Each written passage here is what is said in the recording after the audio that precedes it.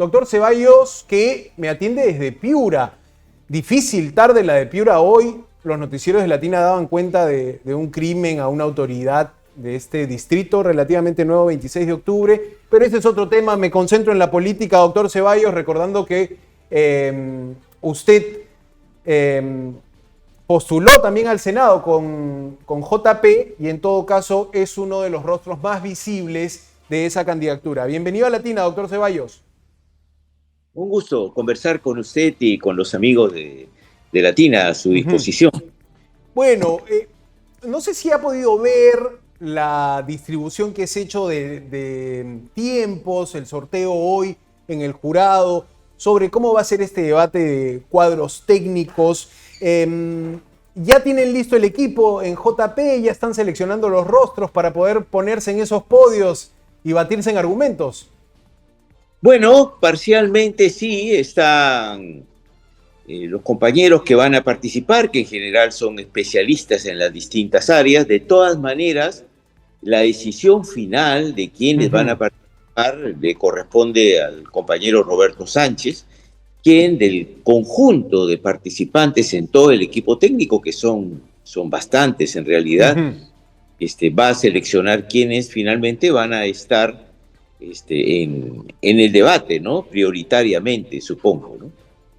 Ahora, doctor, pero usted se viene para Lima, para el debate, me imagino, porque si hablamos de figuras profesionales, incluso con experiencia en carteras, usted ha sido ministro de Salud, digamos, ¿lo están considerando para el debate? ¿Cree usted va a pedir ahí el espacio para presentar las propuestas de salud?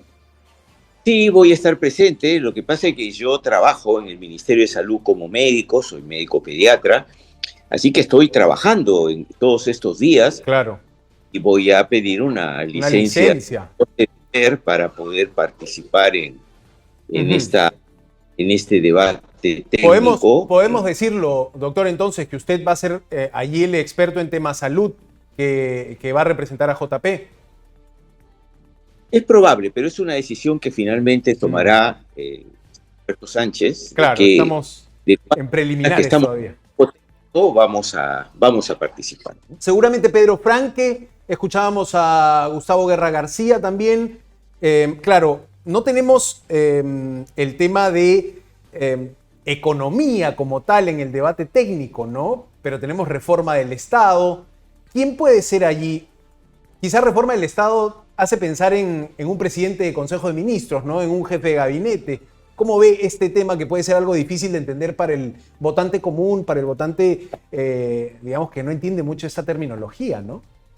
Sí, no necesariamente. Lo que pasa es que es un tema que aborda, cuando hablamos de reforma del Estado, digamos, las medidas principales que van a buscar que este Estado, que está tan lejos de los ciudadanos y que la gente siente que no lo protege, que no ampara sus derechos, pues cuál va a ser el bosquejo que va a implementar Juntos por el Perú para acercar este Estado a la ciudadanía, para permitir no solamente tener un esquema de una participación ciudadana cada 5 años, sino un ciudadano que sienta que es parte de las gestiones, que es parte de la propia fiscalización del Estado, que ocurre en este momento, y además que el perfil de un Estado que cierre las brechas que tenemos ahora tiene que ser el que se eche a andar.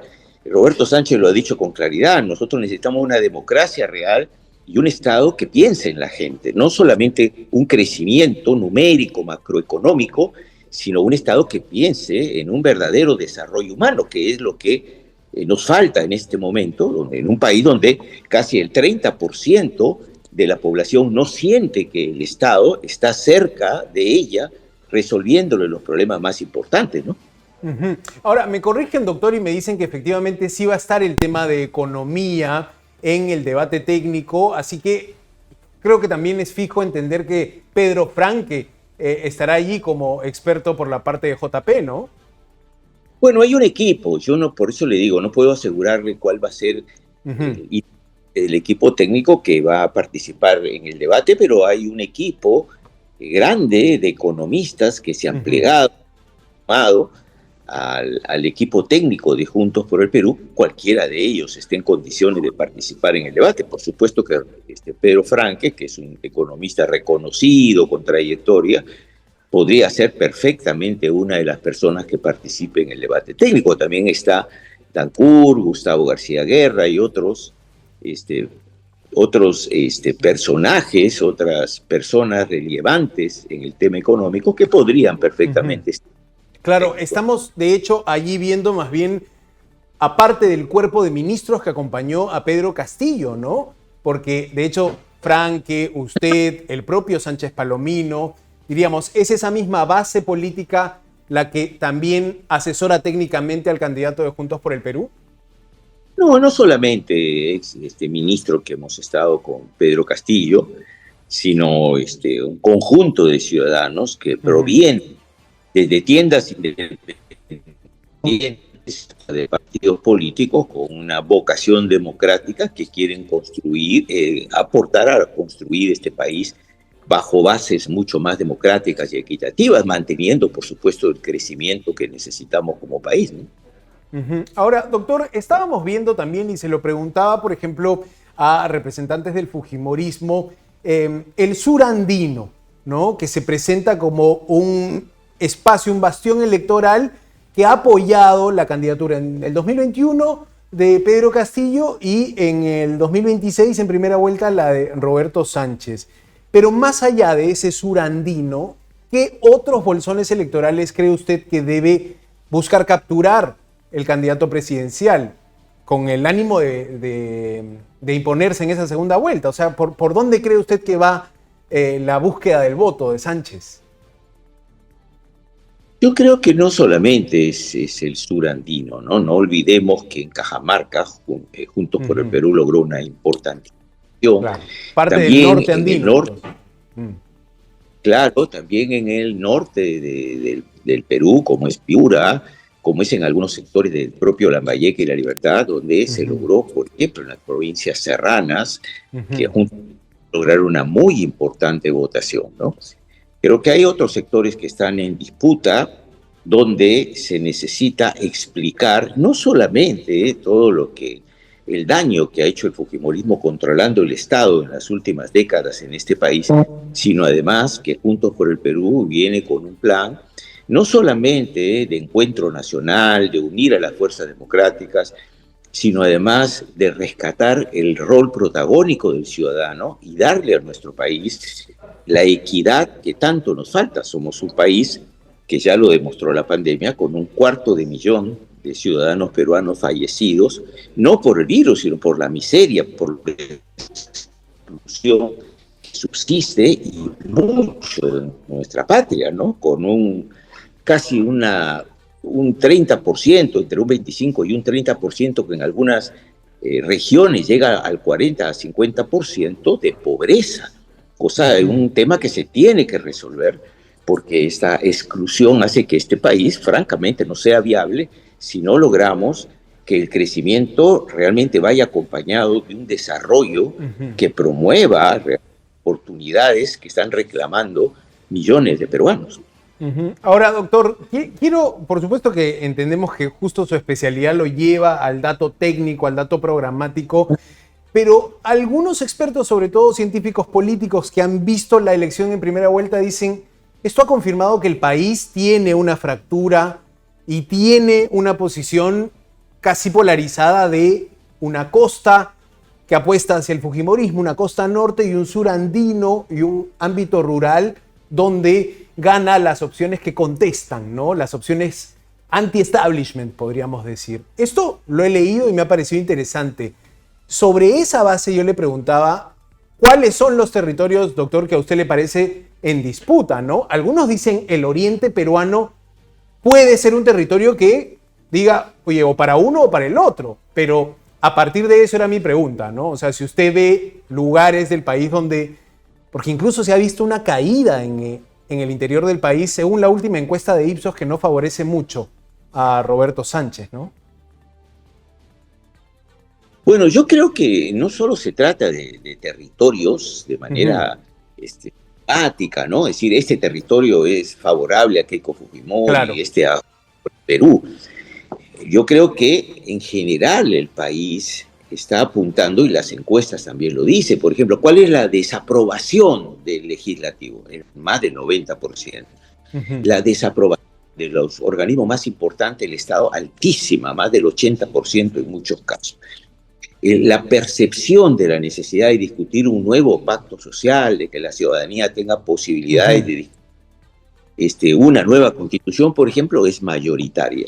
Lo que creo que acá está en discusión es, parece una paradoja, pero no es la aceptación al modelo del fujimorismo como lo que nos puede pasar. Creo que de lo que se trata es el desafío que tiene Juntos por el Perú de explicarle a la ciudadanía que es posible el cambio en este país, que eso no va a generar un descalabro, que la inversión se va a mantener, pero que necesitamos una inversión que piense también en el país, que piense en el ciudadano, y que esto sí se puede dar, ¿no? Que podamos tener un Estado que pueda planificar también la economía, que no seamos solo un país primario exportador, que avancemos hacia una industrialización y que tengamos un crecimiento lógico. No es posible que, por ejemplo, y lo decía Pedro Franque en una entrevista hace 2, 3 días, de que luego de la pandemia ha habido una recuperación económica más allá del 10%, luego de la pandemia. Sin embargo, la pobreza no se ha recuperado de la misma manera. Sí, todavía tenemos como 2 millones más de peruanos que quedaron en situación de pobreza, ¿no? Desde aquel 2019. Claro, pero eso significa que el crecimiento económico no se ha trasladado a mejorar la pobreza. Entonces, ¿dónde ha ido el crecimiento económico? Que efectivamente todos reconocemos, ha crecido el país. ¿Y por qué no ha disminuido la pobreza en consonancia con ese crecimiento económico? ¿Qué respuestas encuentran ustedes ante esa pregunta, digamos? ¿Por qué no? Una inequidad en la distribución de ese crecimiento económico. De ese crecimiento económico se han favorecido prioritariamente grupos económicos que controlan el Estado, que controlan el manejo económico. Por ejemplo, las exoneraciones tributarias, ¿a eso se refiere? Exoneraciones tributarias y ese tipo de beneficios que se dan a ciertas industrias, por ejemplo. No, pero no solamente exoneraciones tributarias, sino el modelo económico. Hay más accesibilidad a los créditos, por ejemplo. ¿O los contratos ley? También, por supuesto, que no se ha permitido, porque esta Constitución no lo permite, que el Estado pueda discutir si esos contratos ley se tienen que mantener como están o tienen que evaluarse si le toca un porcentaje mayor al Estado en razón de que se han incrementado el precio de los metales en el mercado internacional. Si, por ejemplo, las utilidades que reciben muchas empresas agroexportadoras que están concentradas en muy pocas manos, les corresponde, siendo una de las áreas productivas que más utilidades han recaudado, les conviene tener un régimen tributario que es absolutamente comparativamente con los otros socios que tenemos en el país, desigual, se favorece a las agroexportadoras. Pero además, ¿qué aporte hemos dado como Estado para que el pequeño agricultor, para que el informal tenga posibilidades de formalizarse, de mejorar sus áreas productivas en un país donde hay hambre? ¿Y quién produce lo que la gente consume en la mesa? ¿La agroexportación o el pequeño agricultor? El pequeño agricultor. Sin embargo, acceder al crédito, a la tecnificación de su producción, a su comercialización, es mucho más difícil y no ha mejorado. Entonces, hay un crecimiento económico, pero sin embargo, no hemos cambiado el modelo, seguimos siendo un país que vive de lo que sacamos del suelo, pero no le damos valor agregado, y con millones de peruanos excluidos. Y eso es lo que nos indigna como Juntos por el Perú, que la mitad de los de 65 años no tengan acceso a la mínima jubilación o que tengamos más de un 40% de... La llamada brecha social. Doctor, para cerrar nada más quería consultarle su opinión sobre esta propuesta de un frente social, ¿no? Vimos hoy a la ex candidata Marisol Perestello decir: quien gane, respete los resultados y gobierne solo 2 años. Su opinión en corto sobre esta propuesta política.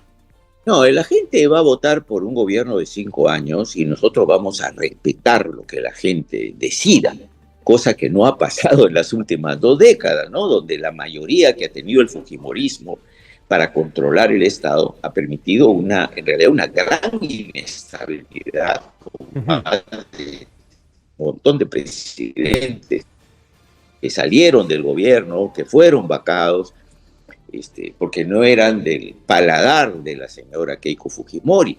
Entonces hay que respetar la voluntad popular, pero sí lo que tenemos que construir es un frente social, democrático, para lograr gobernabilidad y avanzar en resolver la inequidad que tenemos en el país y la falta de respeto a la opinión de las mayorías, sobre todo de los más pobres en este país.